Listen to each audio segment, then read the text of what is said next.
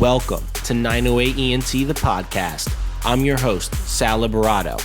We're here to help you take another step towards success. Now let's get ready to learn the basics from the best. What's going on, everyone? Thanks for tuning back into another episode. Our guest today is Swati Goorha. Swati, thank you for coming on today. Thank you for having me. You got it. Wonderful. Yeah, definitely.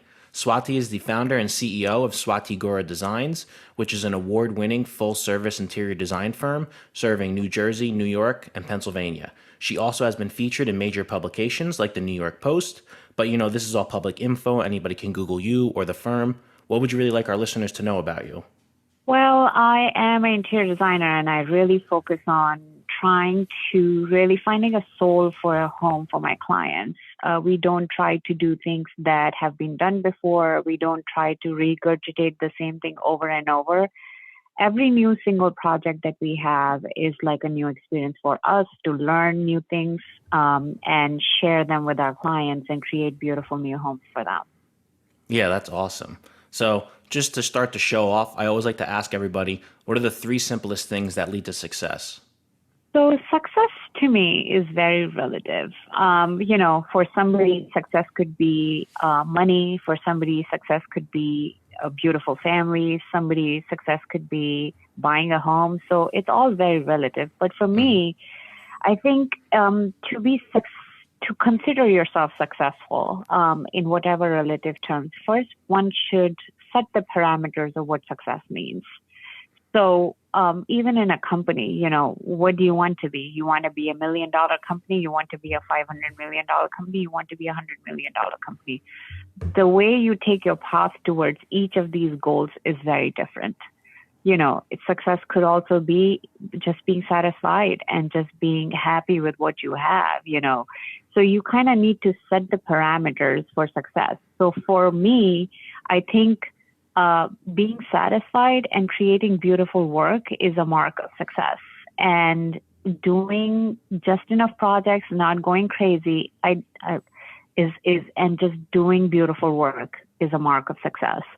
And the 3 paths I would say is first to set the guidelines and parameters on what success is. Mm-hmm. Second is to have a strategic plan and systems and processes in place to lead to that goal that you have set for yourself.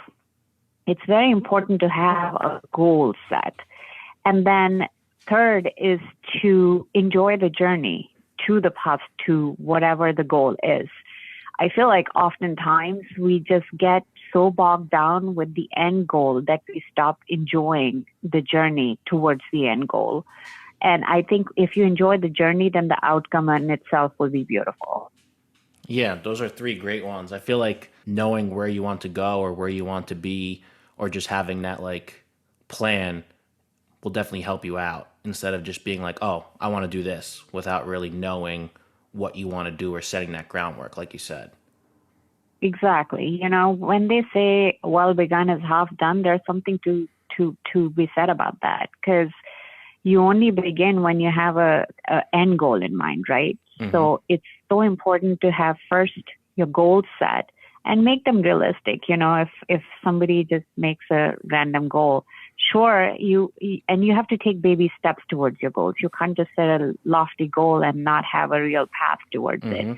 You set smaller goals and then you achieve them, and then you set another goal and then you walk towards it. That's the way to achieve a larger goal, instead of having this big, large goal towards the end, not really having a strategic plan, not really knowing what to do, and then just feeling frustrated that you're not getting there. There needs to be a strategy and there needs to be a system to get there. Yeah. And then that little small wins and that little stuff is basically what you're talking about, the journey. So it kind of goes hand in hand. Correct. Yes, 100%. Yeah. So can you share a moment or experience that inspired you to get into interior design? So I wish I had one clear moment that struck me. I think it was a series of different things. Believe it or not, my background is in chemistry, and then I got a master's degree in marketing and PR. Oh, wow. And yes, and then I had my son really early, right after school. And then I decided to stay at home for like 3 or 4 years. My husband was at Cornell at that time, and I had the opportunity to go and take several different classes in different departments. And I realized I was always creatively inclined, that I was attracted to buildings and architecture and design more than anything else. And then once my son was 4, I decided to go back to school and get my master's in architecture and design. And that's kind of set the path to where I am today. Wow, that's awesome. So can you share a valuable lesson that you've learned from, whether it was kind of figuring that out or just running your own business now? So running your business, people think interior design, it must be all colors and fabrics flying around and, it must be all beautiful. But running your business is a whole different animal than just being a creative. You need to, as a business owner, as any business owner, your business, my business, or anybody else's business, you need to wear 2 hats. You need to wear the right brain hat, which is basically numbers, making sure you're profitable, making sure you are able to pay your payroll, making sure that, if you're putting all this time, effort, and money into it, it yields what you really want. It's able to pay for your lifestyle. You know what I'm saying? And then the other part is the creative part, where you create, where you're an artist, especially in my field. And the key to find a balance between the two is the most important and the hardest thing. And I think it took me a while to get here. But I think I have a perfect balance of being a creative, being able to do what I do as a creative, and also be a business owner. Yeah, that's awesome. It's like what people talk about though, like working in your business as opposed to working on your business. Correct, 100%. Yeah. So bringing us to our first this or that question, does hard work beat talent or does talent beat hard work?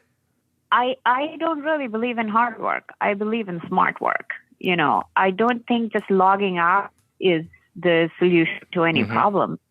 I believe in working smarter, understanding the core of the problem and strategically solving it. I don't believe in sitting on a desk and just like logging hours and, just sending everything. Like I said, you need to have a strategy for anything. And if you're strategic about things, you don't really need to work hard. You need to work smart.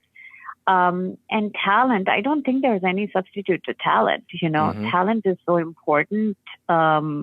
But again, there are a lot of talented people who are not successful. I think it's the best of both. You kind of have to have a good balance between the two. And truly, like the concept of hard work is, I think, an old concept. I think it's important to work strategically and smart. So I think it's talent and smart work over talent and hard work. And I don't think they're mutually exclusive. I think you need to do them both together to be successful. Yeah. No, that's a great answer. I feel like there hasn't been like hasn't been the same answer for that question, even though it's a this or that question. Like everybody has kind of their own view of it or like kind of route that they need to take. But it's neat to hear everybody's different answers on it because it's literally a this or that question, but there hasn't been one same answer with everybody we've had on. Correct. And I think it's also like, if you ask somebody younger the same question versus somebody older, it's the values. We were the generation previous to mine, they thought like for them, hard work beats everything else. My generation is more balanced between hard work and smart work and talent. You have to log your hours, but is it only logging hours that makes you successful? If that was the case, ants would be the most successful people, animals on earth, because they work the hardest. I don't think that's the right approach to it. The world is different. The approach to the things is different.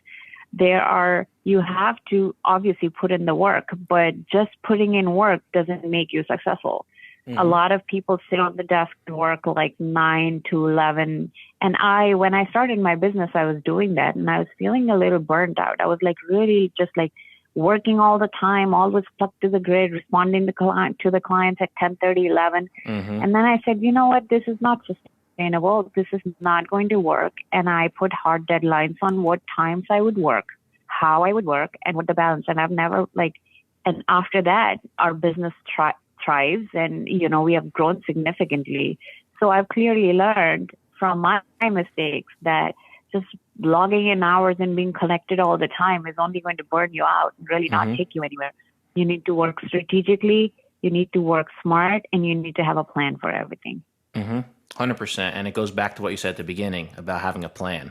So it definitely ties into that. Yeah, 100%. Yeah. So what is the best way to overcome an obstacle or setback? I think staying even keel and calm, and then assessing instead of being reactive, being more, understanding the situation and being more strategic. If there is a problem, there are some things that you cannot control. And I realize that in my business over and over. In my business, we work with humans. We work with people. I can control situations, but I cannot control minds, So the best thing we can do is make sure all our I's are dotted and T's are crossed. But besides that, there's human error. There's human emotions. There's a lot of different things that are, that are out of our control. I can control what I can control, and then I make sure that every single aspect of that part that I can control is done. And then besides that, if problems arise or issues arise or things go wrong, take a deep breath, think about what the problem is.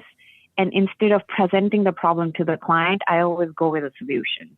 So if something's not working, I present a solution, then I tell them, this is the problem. This is the solution we have. Solution A, solution B.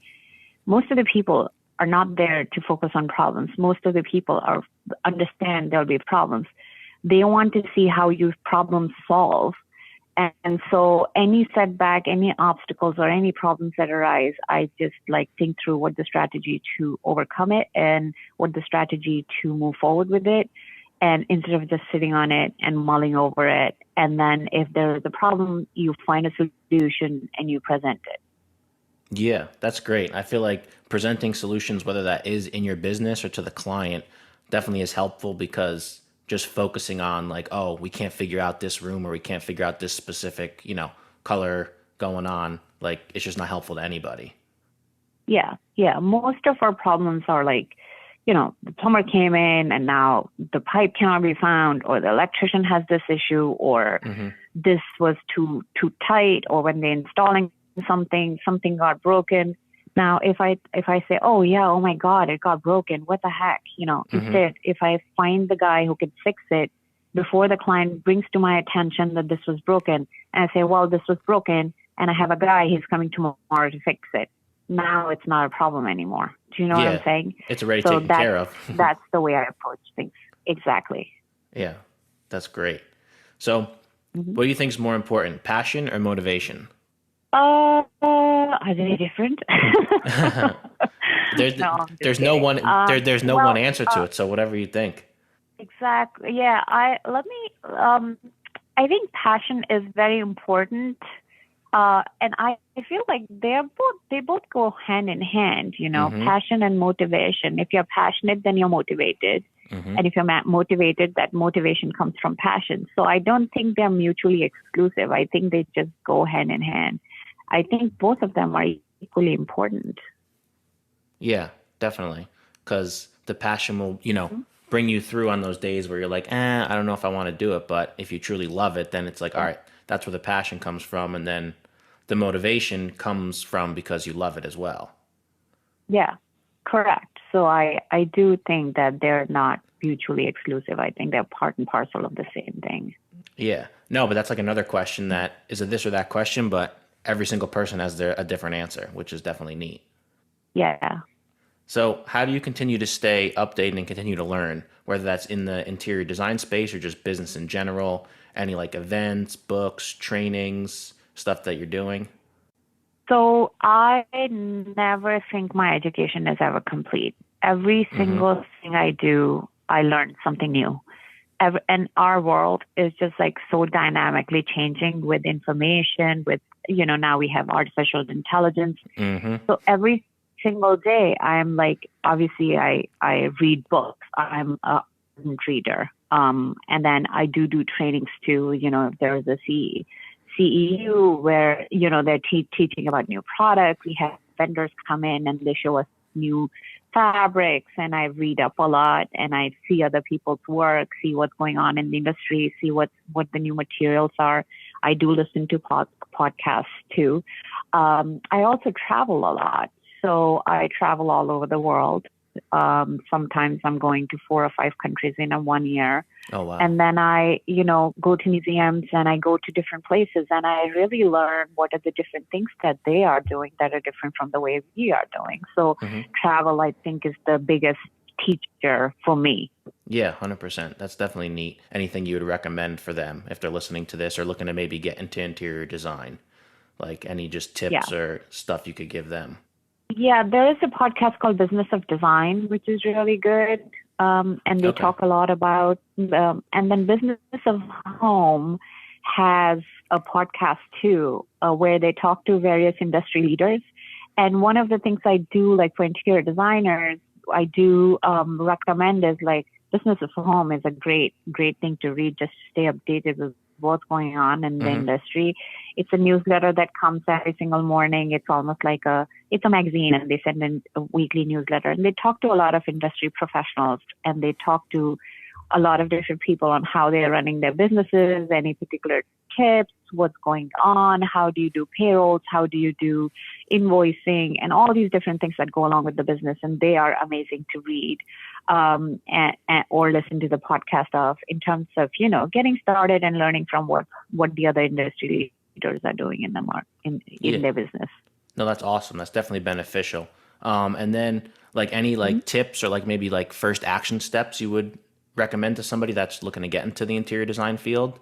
Like, is there like, an event they should go to or like, some type of networking thing they should be doing? Sure. So I think first and foremost, before somebody decides to start their own business, they need to kind of understand, like I said, goal setting and understanding what the end goal is.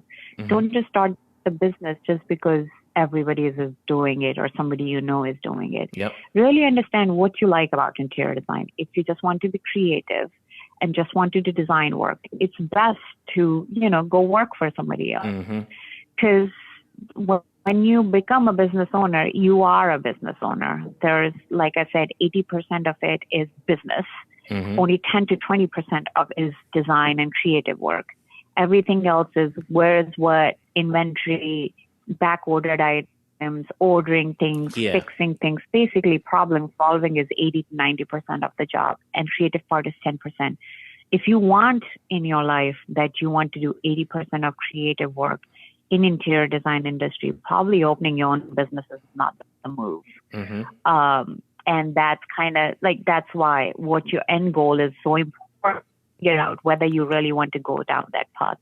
But if you do, just understand, that you would not be creative all the time, and you really have to run a business, and you owe it to yourself and your business that it's run successfully, that it's profitable, and that you're charging appropriately. I often meet young designers or new designers who are starting out who are just so grossly undercharging their services because either they don't believe in the value of the service they offer, or they think that, just giving away their time and effort is going to, somehow pay back, which never really happens. Your time never comes back. The biggest commodity we have is our time. And making sure that you're billing for that appropriately is very, very important. The second thing I would like to recommend is make sure your first person you hire to help you is a big bookkeeper. It's very important to know your books, to see what your profit margins are, to see what your net income is, to see whether it's worth it to kill yourself over this business in terms of, financially, because you could be working 24/7 for years on end and then not making enough money to even enjoy your life. Then what's the point of doing it? So it's very important to know your books, and hire a bookkeeper should be anybody's first person, and make sure you look at your numbers. I talk to a lot of creative people who are interior designers, and they'll be like, oh, I don't like Excel sheets. Oh, I don't like numbers. Oh, well, then, it's a fact, even some big designers I know, they're like, oh, I hate Excel sheets. Oh, I hate numbers. Oh, I don't even look at my books. But then, like, how do you know whether it's worth it to continue doing what you're doing? So you Mm-hmm. need to fall in love with numbers if you want to start your own business.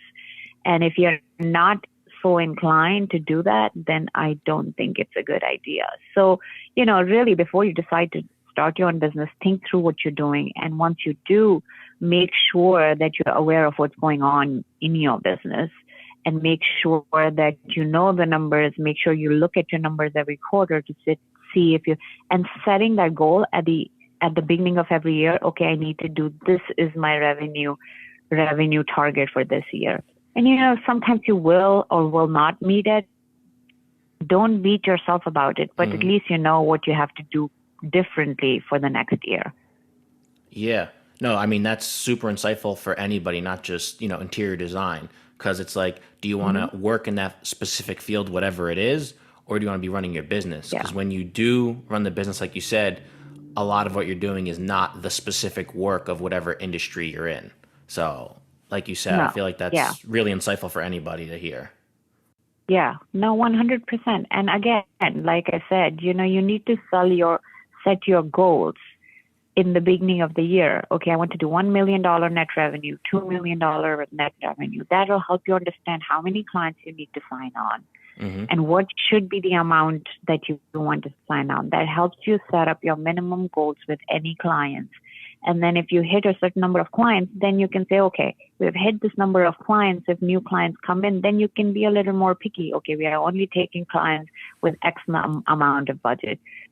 So being strategic does it, like I said, you need to work smart, not work hard. If you set your goal in the beginning of the year that your goal is $2 million net revenue this year. So then you need like 4 clients with $500,000 budget. That's all you need. Why would you go around working with 35 clients with $10,000 budget? Makes no sense, So then that way you can scale up and really just focus on doing things properly rather than just taking on everybody who comes in, and be selective. This way you can produce good work and then you know which direction you're going in. Yeah. And then it just ties into the whole, like, you're in demand, the scarcity and urgency as well. Cause like, you're not working with everybody. We're only taking on X amount of clients with this budget. Like, this is who you have to be if you want to work with us. It just, brings you to a next level, I feel like, whoever it is. Yeah, 100%. I don't think scarcity or projecting scarcity is ever the move. If you project scarcity, then you're only going to be desperate, and clients are not going to value you or your time because you brought them on with the thought of scarcity. But when you say, you know what, it's not just you assessing whether we are good for you, but also us assessing whether we are going to be a good fit for you. Because, budget-wise, a client could be perfect, but then there could be so many different factors that you would realize that this client is probably not the right move for me because we won't be able to service them properly. We won't be able to serve their needs. They need X and we serve Y. So this way you can be more strategic on the clients you take on, And then, it works both ways. Red flags, there are red flags every now and then. Yeah. And you kind of have to be, you kind of have to be aware of those. And if you work from scarcity and you ignore red flags, it never turns out into a beautiful product. It's always like, I've done that once or twice where I've ignored red flags because the budget was great, the client seemed great. But in the end, I was like, well, I should have listened to the red flags. Yeah. So, just being mindful about a lot of different things. And again, having that strategic goal towards the end helps you set up. And, there are sometimes once in a while you will not meet that goal or you have a slow year. But then that I didn't make that goal and I'm lacking $500,000 or $200,000, whatever it is, X number of dollars. And then you set up a higher goal for next year and you make up for whatever you lost the year previous. This way you at least have a strategic plan. And, last year I was supposed to take on 4 clients. I only took on 3. So now I need to take 1 extra client next year to make up for that lost client last year. So now you know that I'm going to work with 5 clients going next year rather than 4 to stay at that $2 million mark. So that's kind of, having a plan and then following through with the strategy is very important. Yeah, 100%.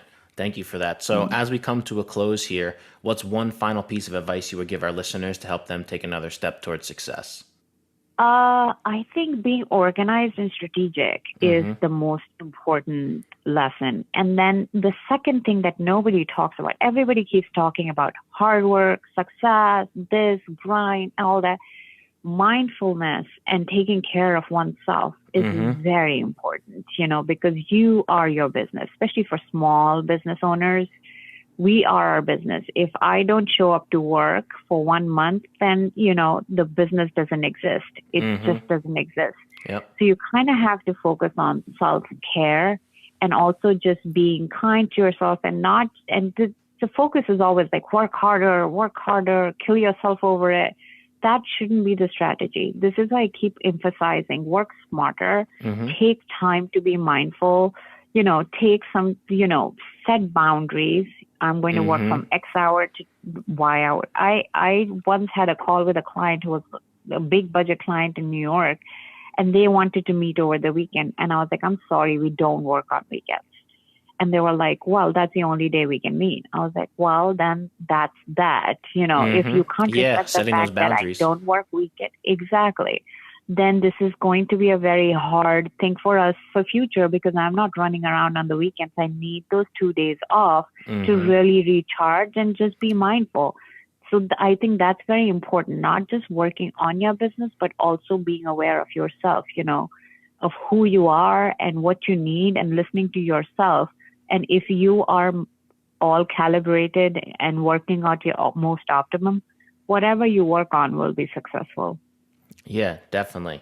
Thank you, Swati, for coming on. I feel like this was very beneficial, so I appreciate it. Thank you. Thank you for having me. You got it. And anybody that's listening, feel free to reach out if you would like to connect. And then what's the best way if anybody wants to reach out to you?